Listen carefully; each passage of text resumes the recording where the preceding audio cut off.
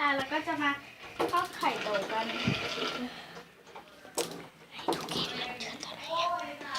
จอมโจนี่ค่ะใส่รสดีลงไปเลยมา เอาเค็มๆนะเอ้ยไม่เค็มสิ ใส่น้ำตาลลงไป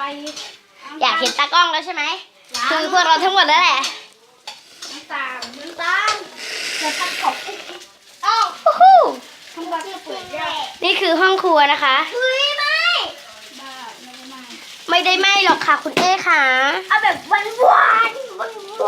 แกเป็นโรคเบาหวานคนเดียวเลย นี่จะอุ้มเด็กดำโชว์เอ้ยอย่าอุ้มอย่าเห็นไหมนี่จะทาย ทอดไปทอดมานะคะ เราอยากรู้นะคะ ว่าตากล้องนั้นเป็นใครรอดูตอน จบเลย ตอนจบนะคะคือ EP 3 ค่ะ EP 3มันก็จะกินแล้วก็บอกตากล้องนะคะหิวมากเจอจะนี่จะกินด้วยกันนะแม่ เด็กดำไปไหน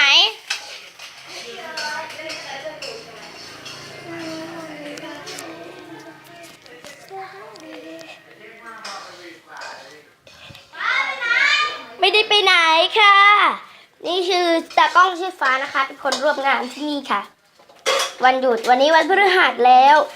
คลิปจะลงทุกๆวันเสาร์นะคะ มันหยุด ทุกวันหยุดค่ะ หยุดวันไหนลงวันนั้น อาจจะมีหลายคลิปหรือน้อยคลิปก็ขอประทานอภัยด้วยนะคะ อย่าลืมกดไลค์บอกล่วงหน้าคือ เดี๋ยวเราจะบอกอีกทีคือค่ะ อย่าลืมกดไลค์กดแชร์แล้วก็กด subscribe ด้วยนะคะ เย้